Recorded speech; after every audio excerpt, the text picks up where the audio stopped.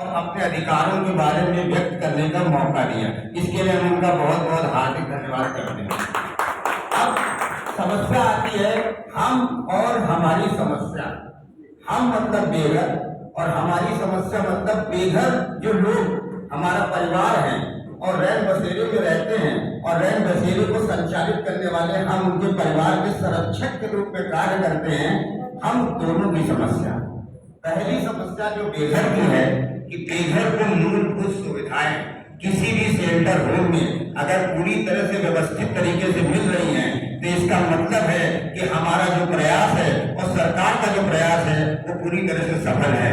लेकिन आज सबसे बड़ी सच्चाई ये है कि क्या वाकई में बेघर आज खुश है? और बेघर अगर खुश है तो कैसे है? नहीं है, क्योंकि बेघर की मूलभूत समस्या है वो है कि रैन बसेरे में रहने के लिए पानी की सप्लाई सही से होनी चाहिए, साफ सफाई का काम सही से होना चाहिए, टॉयलेट क्लीनर सब कुछ बहुत सारी व्यवस्थाएं उचित होनी चाहिए। उसके बाद time to time medical checkup होना चाहिए, खाने की सुविधा होनी चाहिए, उसके बाद उनको काउंसलिंग करनी चाहिए।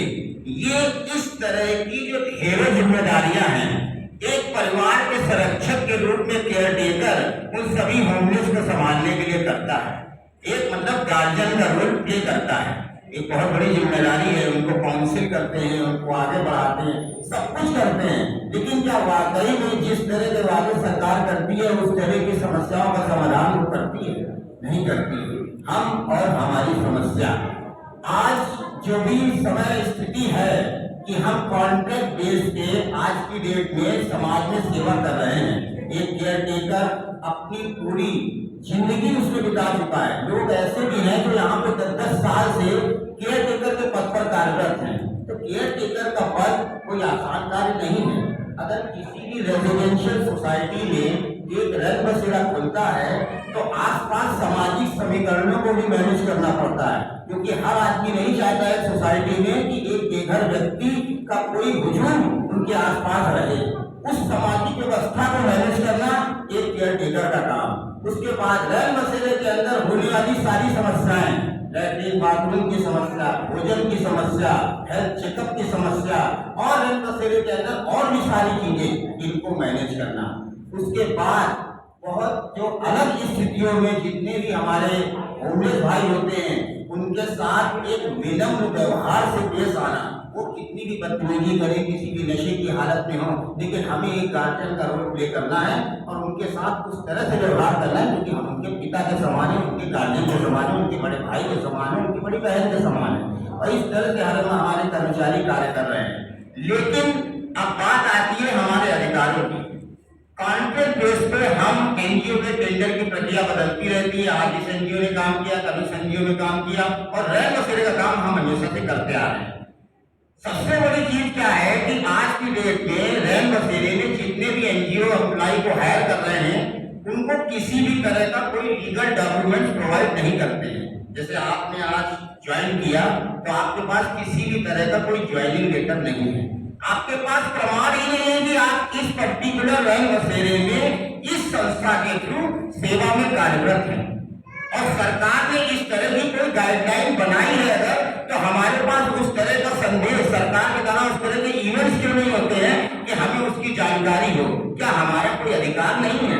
हमारा अधिकार है कि हमें हमारे पास पूरे कागज होने चाहिए कि हम इस पर्टिकुलर संस्था के थ्रू इस सेवा में तत्पर हैं। दूसरी चीज, हमारा वेतनमान कितना है?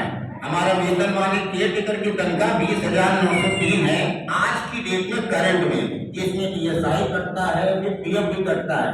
लेकिन क्या किसी भी एम्प्लॉय का ईएसआई और पीएफ कटता है? नहीं करता है।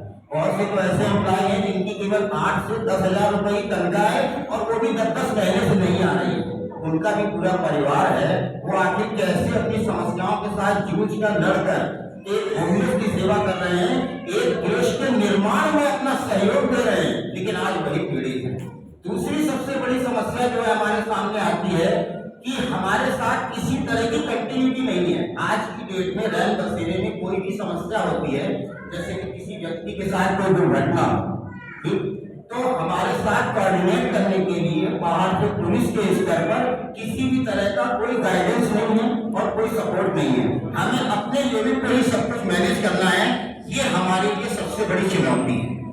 तीसरी सबसे बड़ी चुनौती जो हमारे सामने ये है कि हमारे जो अधिकार हैं उनका एक्सप्लेनेशन और कोई भी कॉम्प्लिकेशन मतलब जो उन्होंने बना के नहीं रखा है कि किस तरह से हमें क्या करना है। हम एक भ्रम की स्थिति में जी रहे हैं कि किसी को पता है कि ये चीज होती है, किसी को पता है ये चीज नहीं होती है।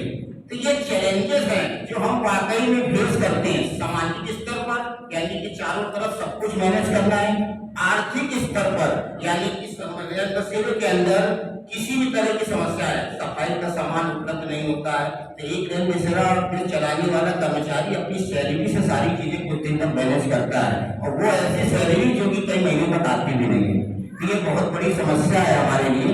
इस विषय में भी हम आज चर्चा करने के लिए आए हैं और आप सभी को अपनी अपनी समस्याओं को आगे रखना है। अब हम आते हैं कि जो मूलभूत समस्या है, अभी ये जो टेंडर प्रक्रिया चेंज हुई है, अभी 1 साल 2 साल हमने एक एनजीओ में किया, उसके बाद दूसरा एनजीओ आ गया, उसने हटा दिया, अब वो कह रहा है कि आप यहाँ पे नहीं करेंगे। ये सबसे बड़ी समस्या है। आखिर हम पिछले 5 साल से 7 साल से होमलेस के उद्धार के लिए अपना खून बेचकर, अपना शरीर पूरा त्याग करके, रात दिन जग कर लोगों की सेवा कर रहे हैं, सरकार का साथ दे रहे हैं कि ताकि देश के अंदर होमलेस न हो। और आज हमारे साथ इस तरह का अन्याय होगा कि हमें ही नौकरी से निकाला जाएगा। सरकार ने कोई गाइडलाइन क्यों नहीं बनाई? आखिर हम इतने सालों से समाज सेवा में जुड़े हुए हैं, तो हमें भी इस तरह का कोई नियमित करने का सरकार की ऐसी गाइडलाइन क्यों नहीं है?